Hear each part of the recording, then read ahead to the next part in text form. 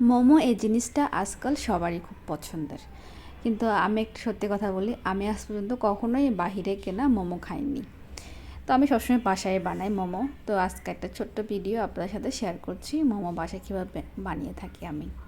তো প্রথমে এখানে কয়েক টুকরো মাংস নিয়ে নিয়েছি। আর মাংসটা যদি মুরগির মাংস আর কি, এই মাংসটা যদি মুরগির বুকের মাংস হয়ে থাকে তাহলে অনেক খুব ভালো। কিন্তু আমার বাসায় সেদিন বুকের মাংস ছিল না, তাই আমি হাড়ের মাংস নিয়ে নিয়েছি। তো নেওয়ার পরে এখানে আমি ছুরির সাহায্যে এটাকে চপ করে নিলাম মাংসটা। আপনারা চাইলে এটা ব্লেন্ডার করতে পারেন। তারপর চপ করে নেওয়ার পরে এখানে আমি আদা রসুন বাটা, তারপর এখানে কিছুটা গোলমরিচ, তারপরে 1 চামচ সয়া সস দিয়ে ভালোভাবে মিশিয়ে কিছুক্ষণ রেখে দিয়েছি ম্যারিনেট করে। এরপর আমি এখানে মোমো তৈরি করার জন্য ডো তৈরি করে নিয়েছি একটা। এই ডোটা হচ্ছে আমরা রুটি যেভাবে বানাই রুটির মতো করে ডোটা তৈরি করতে হবে গরম পানি দিয়ে। তারপরে এখানে কিছু কাঁচামরিচ আর পেঁয়াজ নিয়ে নিয়েছি মাংসের পুরটা বানানোর জন্য। এখানে চাইলে কিন্তু আপনার আপনার ইচ্ছা মতো সবজি ব্যবহার করতে পারেন। সবজির মধ্যে গাজর, বরবটি, এই ধরনের ক্যাপসিকাম, এই ধরনের সবজি ব্যবহার করতে পারেন। কিন্তু আমি ওই দিন কোনো সবজি দিই নেই, শুধুমাত্র কাঁচামরিচ আর পেঁয়াজ দিয়ে মাংসের পুরটা তৈরি করে নিয়েছি। তো এখানে প্রথমে মাংসটা তেলে দেওয়ার পরে একটু 5 মিনিট মাংসটা ভেজে নেওয়ার পরে এখানে আমি পেঁয়াজ, কাঁচামরিচ, সামান্য একটু হলুদ আর লবণ দিয়ে ভালোভাবে পুরের সাথে মিশিয়ে আমি এটাকে ভেজে নিব 5 থেকে 10 মিনিটের মতো।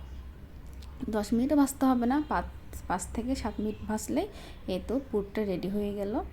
তো পুর রেডি হওয়ার পরে এখানে আমি রুটিটা বেলে নিব। আর এই মোমো রুটিটা কিন্তু একদম পাতলা করতে হবে। যত বেশি পাতলা হবে তত খেতে এটা ভালো লাগবে।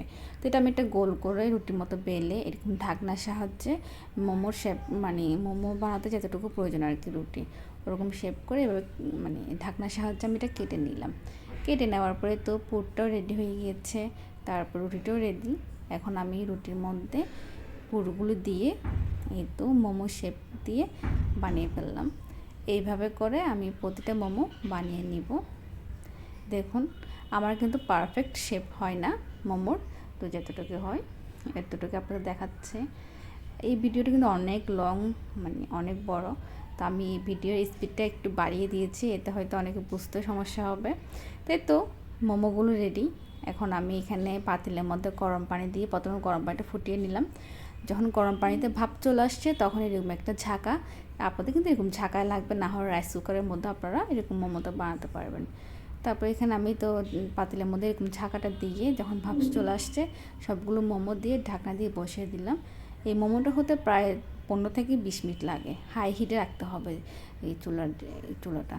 এই তো 15 থেকে 20 মিনিট পরে মোমোগুলো রেডি হয়ে গেল। দেখুন মোমোগুলো হওয়ার পর ঠিক এরকম হয়ে যাবে। তারপরে মোমো রেডি, এই তো খাওয়া শুরু করলাম আমরা। আপনারাও কিন্তু এভাবে বাসায় বানিয়ে ফেলতে পারেন মোমো।